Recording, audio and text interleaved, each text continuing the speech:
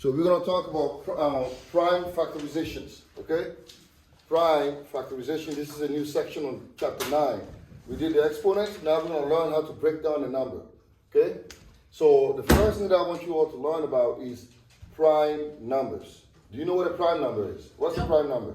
Odd numbers? No, not necessarily, yeah. Numbers that can't, they just stand alone, they can't be made by. They can Like be they all can't right. be divided by divided into, Yeah, but they can't be like, 7. yeah, like 7 and 3 7 and 3 are prime numbers because, and 1. yeah, one pretty much, because 1 is multiplied by itself and then 1. So it's already a prime, it's not really a prime number. So what's a prime number by definition? A prime number is a whole number that have exactly 2 factors. Shut the door. Right? It's a whole number that has 2 factors. What am I saying by that? It's a number that if you break it down, that number can only be multiplied by itself and 1. Right? So that's what that means. A prime number is a whole number. It has to be a whole number, right? A whole number. And then a whole number that only has 2 factors. Meaning, if you choose 2, for example, 2 can only be multiplied by what? 2 and 1. That's it. It only has 2 factors. No more than 2. Is there any number that can be multiplied to get 2? No. Right? You only have 2 and 1. So 2 is equal to 2 times 1. And because that's the case, 2 will be referred to as a prime number. Yes, what's your question?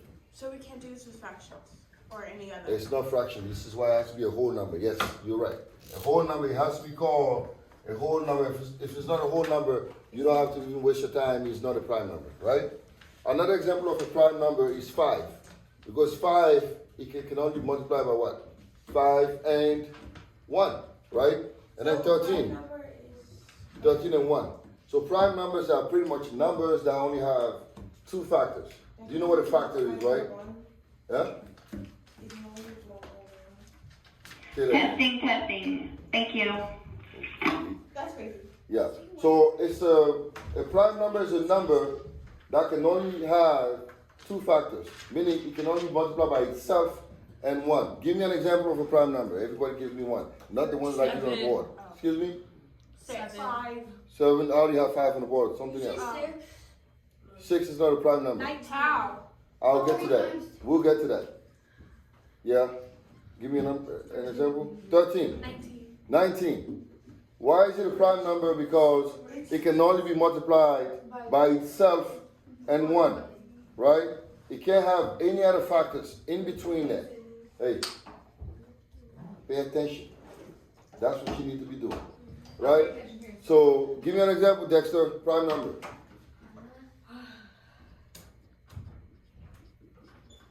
Yeah? So typically an odd number is Not odd number. I wouldn't say odd number because that's not true. Because 9 is odd and 9 is not a prime number. Give me one. no, like odd numbers are usually prime. Give me an example of a prime number. Yes. I was talking to you. Give me an example of a prime number. You don't have one? 25. I was referring to you. That was the oddest thing. All right, give me an example of a prime number, Alina. 25. 25 is not. 24. 24 is not. 23. 23 is. Yay. Give me an example. Excuse me? 33 is not. You guys are giving me composite numbers. Which one? We're going to talk about next, right? 31 is a prime number. Yay! Now, again, Wow, by definition, you have to listen to the definition. A prime number is a number that can only be multiplied by itself and 1, right? Itself and 1, that's it. You only have 2 factors. So can 31 be a prime number? Yeah. Yes. Yes. Because 31 can only be multiplied by what? 31. 31 and 1, that's it. Is there any number else that can go to 31? None. What about 33? Yeah. Yes. Yes. What goes to 33? 11 times 3, 11, 6 doesn't go in it. 3, 11, 6. and 1. 6. Right? And 33 itself. Now what about 107? Is it a prime number? No. 107. Yeah. Yes, it is. Yes. Because is there any number beside 107 and 1 that multiplies 107? I don't yet know. No, right? It's only 107. So 107 is a prime number. Okay? So prime numbers, they are easy to identify. You just have to see, is this number divisible by any other number besides 1 and itself? Right? Now that we know this, we're going to talk about composite numbers. Okay? We go for prime numbers and composite numbers now. A composite number is a whole number that has more than 2 factors.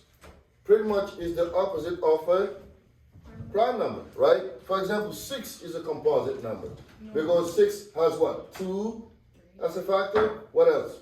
3 and then 1, right? It has more than 2 factors. It has 2, 3, and 1. 1 is also a factor. We have to take that into consideration. What about 9? Is 9 a prime or composite? What about 10,007? That's probably a prime number because you can't divide 10,007 by any other number by itself, beside itself and 1, right? 9 is a composite because 9 has how many factors? 3. 3, and 1 is more than 2, so it's a composite number, right? Really oh, I remember doing this. Yeah. So now, what about 23? I'm still gonna get it wrong. So identify. Yeah, I don't know. All right. Identify, is it 23 a composite or a prime number? It's Prime. Because what are the factors of 23? 23 times 1. 23 and? 1. Is there any other number? Yes. None, right? What about 15? It's prime. Is it prime? No, it's not prime. No, because So- 5 times 3. I mean. So 3, what else? 5, and then what else? 1, right? So that's more than 2 factors, so it's a composite. What about 29? Is there any number? Let's find the factors of 29. You have to know your multiplication table, right? 29 and what? Is there any other number? No. So 29 and 1. So therefore, this is a prime number. What about 7? Prime. Prime, because it's 7 and what? 1. And then 14. Composite. Composite equals 2, 7, and 1, right? So this is a composite, so it's really easy to make the distinction between a composite and a prime number. A prime number, 2 factors. Composite number, more than 2 factors. And once you can do that, you can pretty much figure out what a number is. Like on the papers, will it ask us to make a tree? I will make a tree. Now that's what we're talking about. Now we're going to talk about prime factorization. And what does that mean when I say find the prime factorization of a number? What am I asking for? So what I'm saying is, I want you to break down, like I say here, break down a composite number using prime factors. I want you to break it down, right? So when you hear the term prime factorization, what they want you to do is break down any composite number that is given into its prime factors. Example, we're going to use the factor tree to do that, right? We're going to use this. It's a very, very easy method that we've learned even when we were in like lower grades, right? So let's say we want to break down 90 into its prime factors. Here's what we're going to do. We're going to start with 90, right? Find 2 numbers. What are the easiest numbers that go into 90? 9 times 10. 9 and 10, right? 33. So 9 and 10, right? And now we're going to break down 9 as well to the lowest factors. 3. 3 and what? 3. 3 and 3, Oh, I right? remember doing this. What about 10? 5 and 2. 5 and 2, right?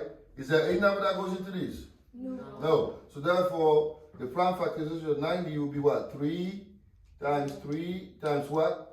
5 times 2, and then we just have to add 1, right? Because 1 is also part of it, yeah. Do we always have to add a 1? Yeah, I want you to add it so that you know that you're done, right? So this is called the prime factorization of 90. Now I want you to go ahead and do the prime factorization on 44 for me. I also want you to do 60, and I also want you to do 1024. So break down 44, 60, and 1024. See what you get. Can we have also done it like? So 44, if you break down 44, you will get, it's 2 and 22, right? And 22 is 2 and 11, right? So therefore 44 equals what? 2 times 2 times 11 times 1 if you may, right? What about 60? I got. Do we have to put times 1? Yeah, I want you to put times 1 to show that you're done. Like you come to the last number. 5, 3. Okay, so You don't have to, but you better to, you don't have to, I mean honestly, you don't have to put So 1. it's like you're only doing the problem once. Yeah, you don't have to put 1. I'm just saying it shows me that you know this is the last number that goes into, yeah. So is that the same thing when you're writing out composite number factors? Always add 1 at the, not always, but. Not always, you don't have to. Add 1. I just do it to show you that I'm done, right? Because here I'm showing that it has more than 2 factors to show you that this is a composite number. This is the proof, okay? You don't have to put 1 because 2 and 3, there's nothing else, right? 2 times 3 is 6. Now 1 times any number is that number. But we do it just to show that we are actually done, okay? Right. I don't penalize based on that. Everybody, some other people may, but I don't. 60, if you read that 60 would be what? Yeah? I got 5 times 2 times 2 times 3 times 1. All right, but before you do that, you got 5 and what? 12, 10. right? Or 6 and 10, either one, right? Can you do 2 times 30? You can do 2 times 30, you I can do did 6 and 20 10. You can do 20 and 3, there's many options, right? You can do 2 times 15 here. You can do it, you're gonna get the same answer at the end, right? Because 12 is what? 3 and 4, right? And 4 is 2 and 2. 6 is 2 and 3. 10 is 2 and 5. If you do this here, you get 5 and 3. So you're gonna get the same answer at the end. Excuse me? Wouldn't it be 15 and 4? Yeah, 4. Yeah. So that'll be 2 and 2, right? So it's gonna be the same thing either way. So it's gonna be 2 times 2 times 3 times 5 times 1. So it's the same thing. Now 1024. Let's try that. What goes? Can we use calculator? You can use your calculator. 512. You can use your calculator, right? Actually, yeah, right. What did you say? 512 times 2? All right. And then what?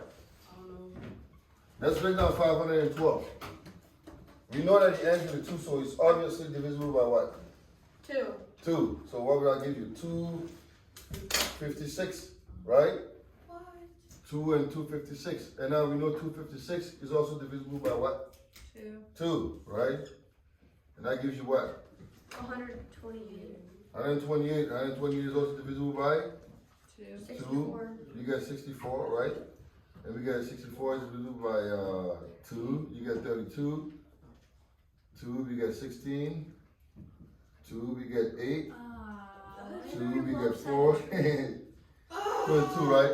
Now you just count it. Write all of that? Yeah. So 1, 2, 3, 4, 5, 6, 7, 8, 9, 10.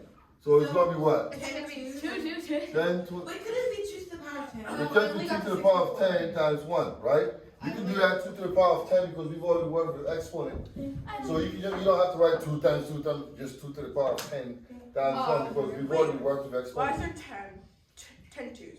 Why is that? Because What? there's 10 twos. Because he kept going down the line. I kept going down.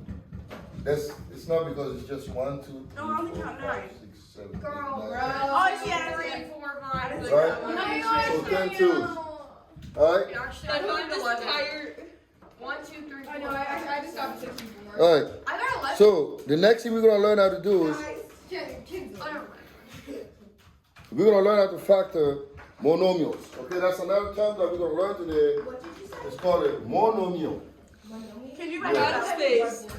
Yeah, I'm gonna write it on the whiteboard. Your mic was Great. I didn't even say anything. I was trying to weird noise. Alright, monomial, what is that? What does that mean? Mono means 1. Mono means 1, yeah, okay. Right, so let me give you an example, right?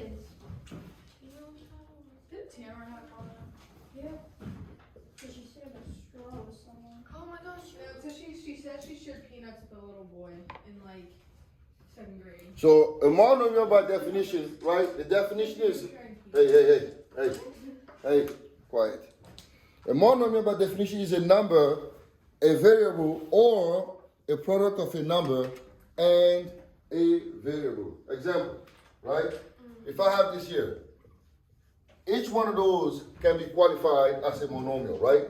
Because a monomial by definition could be a number by itself, right? A number by itself, that would be 8, a number by itself, or it could be a variable by itself, x, or it could be a combination of a number and a variable. Example, 8x, right? And then 80x. These are all called monomials, okay? Yeah. Can you write the definition on the board? I want you to build your own definition. So listen carefully, right? A monomial is what? It could be a number, right? A variable by itself, or a number and a variable together, right? So example, this is a monomial because it's a number and a variable, right? It's also a monomial because it's a standalone variable x, right? And then we have this again. This is again a number and variable, and the last one is just a number by itself. Number by itself. So all of those qualify as monomials, okay? So when I say a number and a variable, I mean in terms of multiplication, right? 80x is not 80 plus x. So the word and is supposed to signify multiplication, right? 2x, that would be a monomial. But 2 plus x would not be a monomial. Why? Because it's not, it's Two different things, right? Like this, 2 plus x, not a monomial, right? But 2x is. Not a monomial, yeah, but 2x is, right? Here you have an addition. They are separated by the addition sign, 2 plus x. 2 minus x is not a monomial, right? But 2x is a monomial because they are tied up by multiplication, a product. So therefore, that is a monomial. Okay? That is a simple definition.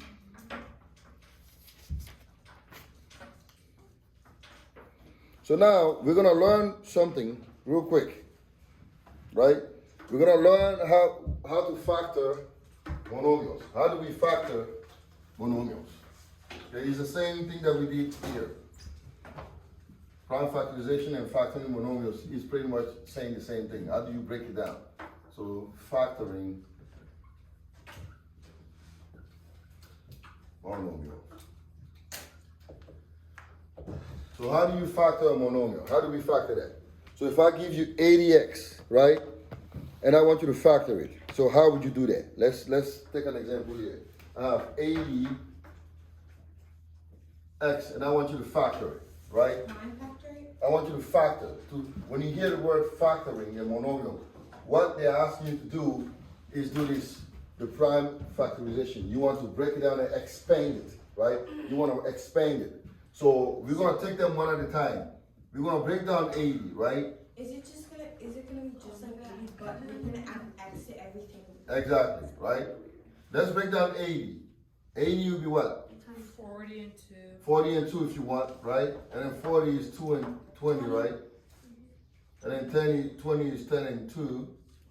And then 10 is 2 and 5, right? So now let's say I have 1, 2, 3, 4, 5, right? So I have 2 times 2 times 2 times 2, right? 1, 2, 3, and 4, and then times 5. 2 to the power of 4 Well, the difference is this: when we are factoring, we can use the exponent, like 2 to the power of 4. Wait, all right? But it's with monomials, we can't use that. Now, when you are doing a prime factorization, I don't mind if you use the exponent. I'm fine with that. But when I want you to factor it, they want you to express it in the expanded form. Then they want you to use this 2 times 2 times 2 times 2 times 5 times 4 times x. Okay. This is how you factor. Yeah. So for the factor monomial, just like in the factoring, Prime factorization, factorization, the yeah. 1 is just x. Yeah. Okay. We just have an extra. Sometimes we will have it, sometimes we won't have it, right? So can we just put 2 to the power of 4? No, don't do 2 to the power of 4. I want you to expand it totally. But if it's like over 5, can we put it like 2 to the power of 5? Now, do not do exponent when you come to factoring. I want you to expand it, and I'll tell you why. For example, if I have 11 x to the 4, y to the 3rd, and I want you to factor it, right? So how would you do it? What's 11? 11 is what? 11 and what? 11 11 and 1, right? So 11 will just be 11. Now x to the 4, we need to expand that. If you have many x's? 4. X times x times x times x. And y will be how many y's? Times y times y times y. So this is called the factored form. So this is how you factor a monomial. Factored form, right? So if I ask you to factor it, this is how I want you to do it, right? I want you to expand it. I want you to expand it like that. Okay, I want you to break it down. Okay? So now let's say we have, let's try something different here. Let's say I have negative 18, a to the 5, b. And I want you to factor it. So what would that be? We have a negative, right? Make sure we keep the negative. The negative comes in the beginning. Let's just not worry about the negative right now. Let's just break down 18, right? So what would be 18? 6 times 3. 6 and 3, and then what else? 6 to 3 and 2. 2 and 3, right? So now if you were to break down the whole thing, start with your negative sign, okay? We have a negative, so let's not forget that. So you have a negative, and then now we can copy all this. 2 times what? 3. Times? 3. And then how many A's? 5. 5 A's. A, and then how many B's? 1. 1B, right? So this is how you factor negative 18, A to the 5B. It's really simple stuff, okay? Once you know how to use the factor tree, you can figure this out, yes? It's only the first number if you have a negative number during a factor. It's not the first number, you just put it in front of everything, Oh, okay. okay? Because it's negative, it's almost like saying, I'm just breaking down the same number, so this is pretty much 18, A to the 5, and B, right? You just write the number, but now in an expanded form, this is called a factored form. Okay? So it's just a negative, and then the same thing over again. All right? Broken down. So this is pretty much done with this section. It's really simple, right? So now I'm going to give you work, and then that's going to be due tomorrow. So make sure you get that done. All right?